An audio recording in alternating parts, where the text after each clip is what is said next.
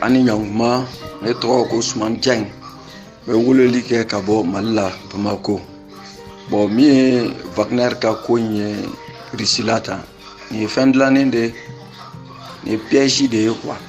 Foyi tɛ Wagner ni Russie ka gouvernement cɛ. Seulement dɔrɔn c'est une manière cogoya de don u bɛ se ka taa Wagner ka troupe basé Biélorussie quoi. I m'a ye yan'o ka kɛ u ye kɛlɛkɛminɛn dɔw bila ka taa.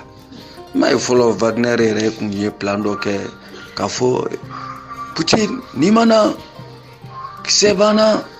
a tɔ dɔgɔkun kelen o kɛra piège min ye u ye Ukrainien caman faga o la ani Occidentaux caman bin o piège kɔnɔ. Bon voilà c'est un autre piège que les gens oublient quoi. Piège wɛrɛ de dayɛlɛnnen filɛ nin ye an b'a fɔ ɲɔgɔn ye sinon a bɛ ku Wagner ɲɛmɔgɔ la k'a ka troupe ta k'i ɲɛsin Russie la ma pays nucléaire a bɛ diɲɛ bɛɛ ye nucléaire e bɛ t'o kɛlɛ ni mun ye mais non c'était du cinéma ni kɔni kun ye théâtre bɔ de fɛn dɔ de dilannen bɛ nin kɔnɔ quoi bɛɛ b'a dɔn Biélorussie président o ye Russie ka ale Russie yɛrɛ ka tir dɔ de la ka bɔ Biélorussie fan fɛ quoi ka taa Ukraine donc déjà Russie ye nucléaire yɛrɛ dɔ bila ka taa fɔlɔ Biélorussie o bɛ yen o sisan troupe ni taatɔ la f'a ka kɛ comme kɛlɛ de don n'u ɲɔgɔn cɛ bon nin ye ne ka faamu ye an ka sigi k'a lajɛ inchallah. Assalamu alaikum warahmatullahi bamana viwa tawale lamɛnbagaw aw ni sɔgɔma hɛrɛ sira somɔgɔw kɔni baasi tɛ yen alhamdulillah baasi foyi tɛ yen ne b'aw fo ala ka kunnafoni di ɲumanko la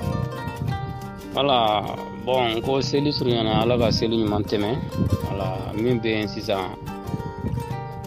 diɲɛlatigɛ kɔni diɲɛmɔgɔ o ka sira ala ɲɛ parce que diɲɛmɔgɔ ka sira ala ɲɛ parce que an ka sɔrɔdasiw san tɛmɛnen an ka sɔrɔdasiw mɔgɔ kɛmɛ fila o bɛ fɛn o bɛ faga